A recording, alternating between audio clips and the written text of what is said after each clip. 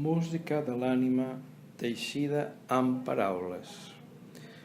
Espurna de vida, llum de coneixement, que s'expandeix, dòcils per tots els confins. Música immortal que camina i vola per la nostra terra i per tots els cels. La canten els trànsfugues, els empresonats i tots els migrants que no tenen sostre. La piulen plorant.